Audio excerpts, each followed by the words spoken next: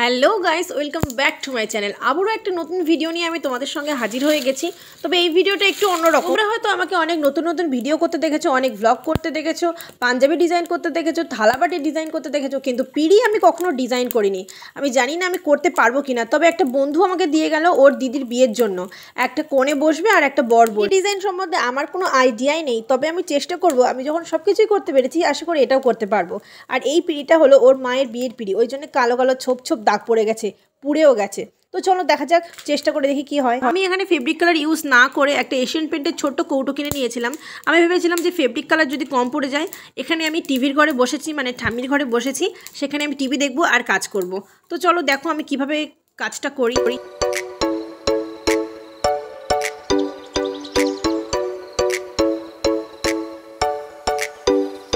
আমি এর আগে কখনো এশিয়ান পেন্টের কাজ করিনি, তাই রঙের গন্ধে যে কী পিচ্ছিরি একটা মাথা যন্ত্রণা হচ্ছে সেটা বলার মতো না।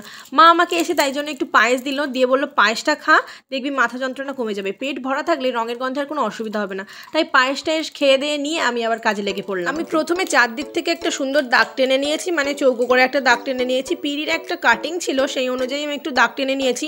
আর মা এখানে জিলিপি দিয়ে গেছে। কাজ করতে বসে আজকে আমার খুব ভালো এক্সপিরিয়েন্স যে এত কিছু খাবার দাবার পাচ্ছি।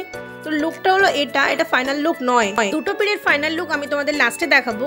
আর ওই পিড়িটা কমপ্লিট করার পরে এই পিড়িটা আমি ধরেছিলাম। সকালবেলা আমি পড়াচ্ছিলাম, তখন আমি একটা স্টুডেন্টকে বললাম যে ক্যামেরাটা ধরে দে, তো ও আমার ক্যামেরাটা ধরে দিয়ে। আমি যখন কাজ করতে বসি তখন আমার আশেপাশে খুব একটা লোকজন থাকে না, তবে আজকে উপরে কাজ করতে বসে আরেকজনের সাথে দেখা হয়ে গেল, মনটা খুব ভালো হয়ে গেল। এই পুরো কাজটা কমপ্লিট করতে আমার প্রায় 2.5 দিন মতন সময় লেগেছে। আর আমি ওপরে বসে যখন কাজ করছিলাম, নিচে দিয়ে অনেক লোকজন যাচ্ছিল, তাদের সঙ্গে আমি কথা বলছিলাম, পিড়িটা দেখাচ্ছিলাম, সবাইকে জিজ্ঞাসা করছিলাম কেমন হয়েছে। ফার্স্ট টাইম একটা জিনিস করলাম, জানি না কেমন হবে, তবে সবাইকে জিজ্ঞাসা করলাম, সবাই বললো ভালোই হয়েছে। তোমাদের ফাইনাল লুক আমি দেখাবো। এটা হলো ফার্স্ট পিড়ির ফাইনাল লুক। তোমরা দেখো, আমি নিজেও ভাবতে পারিনি যে এত সুন্দর পিড়িটা আমি ডিজাইন করতে পারবো। জীবনে প্রথমবার এরকম একটা এক্সপিরিয়েন্স করেছি, জীবনে প্রথমবার এই পিড়ির উপর ডিজাইন করেছি। আগেও করেছি টুকটাক, তবে এত ভালোভাবে কখনো করিনি, আর বিয়ের জন্য তো করিনি। তো তোমাদের লুকটা কেমন লাগলো অবশ্যই আমায় কমেন্ট করে জানাও। আর এটা হলো সেকেন্ড পিড়ির লুকটা, যে পিড়িটা কালো কালো ছোপ ছিল, পুড়ে গেছিল, পিড়ির কাঠটাও ভালো ছিল না, সেই পিড়ির ডিজাইনটা এইটা হয়েছে। তোমাদের এই দুটো পিড়ির মধ্যে কোনটা সব থেকে ভালো লেগেছে অবশ্যই আমায় কমেন্ট করে জানাও। আর আমার কাজটা তোমাদের পছন্দ হয়েছে কিনা সেটাও আমায় কমেন্ট করে জানাও। আমি নিজেও ভাবতে পারিনি যে এই কালো পোড়া পিড়িটা এত সুন্দর করে তৈরি করতে পারবো।